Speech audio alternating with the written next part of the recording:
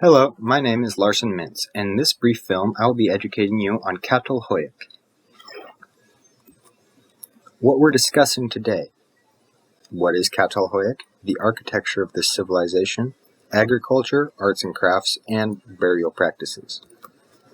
So let's dive right into it. First off, I'm going to explain to you what was CatalHoyuk, or what it is. So CatalHoyuk is a Neolithic town in Anatolia, Turkey.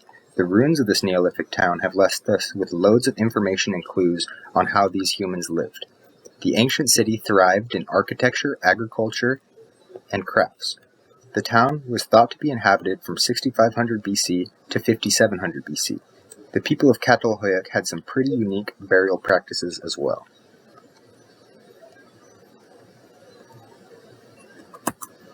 So this is actually what I'm the most interested about, was the architecture. So I'm going to touch on this a little bit more than the other things. So first off, you can see on this lower right hand side is a kind of a diagram of how the town was laid out, and they call it the mound, oftentimes referred to as the mound of CatalHoyuk, because you can see that it was kind of formed a big old mound, and it was built into the ground. So, and then in the top right-hand corner is a little diagram or a computer-rendered picture of what it might have looked at, or what it might have looked like in its prime. So you can see that all the houses were constructed out of plaster and logs. The logs were to support the plaster because, plaster isn't that strong. And what was super interesting about this town is that it was built into the ground and where everybody walked. So basically the streets of the town were the roofs of people's houses, and everybody living underground. That has some advantages and disadvantages. Some advantages of living in the ground would be that heating and cooling works a lot better because you're a lot better insulated since you're away from the sun and you're deep in the ground. So that would keep you really cool in the summertime and really warm in the wintertime if you're running your wood-burning stove. So you can see these ovens right here. The houses were decorated with cattle head, bull's head rather, and then there was a lot going on in this town actually, but we're going to tell you more about that later. And then this bottom left side is a picture of what it looks like today, and this is actually the archaeological site. And so give you another second to look at these pictures, and then I'm going to carry on to the next slide. Boom. Agriculture. So the agriculture of this town, agriculture is super important for humans to stay in one place, because from the transition to hunter and gather to, being settled into a place, you got to figure out how to feed everybody, and that can be a big problem at times.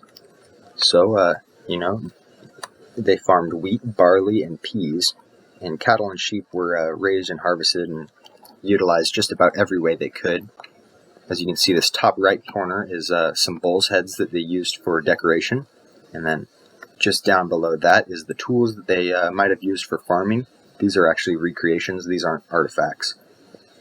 And then this is the bull's heads being used as a burial area in one of the homes, and then this is just a little sketch of what farming might have looked like in CatalHoyuk.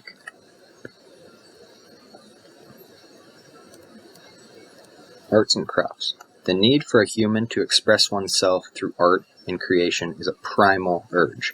When you're a little kid, you're playing around with the crayons, you just start making art. Nobody really shows you how to do that. You just know how to do it. It's kind of primal.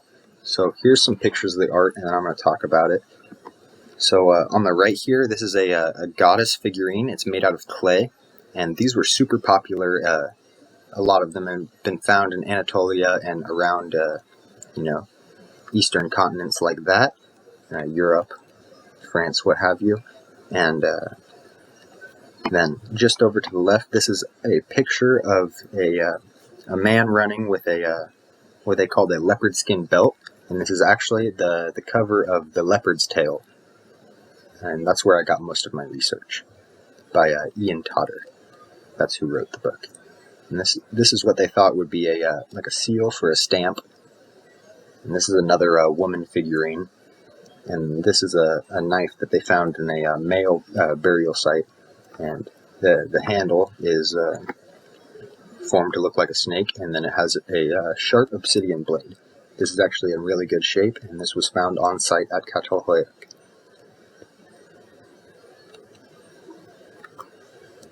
The burial practices that I thought were kind of strange, but you might not think so. This is just a little computer rendering of what was going on back in the day.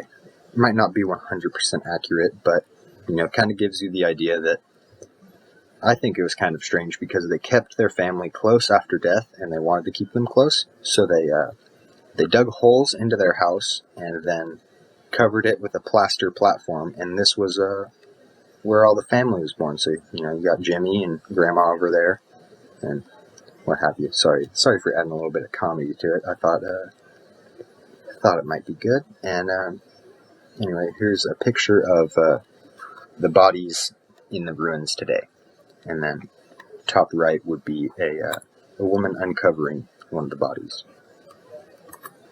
In conclusion, settling and creating a civilization was very important for the technological advancement.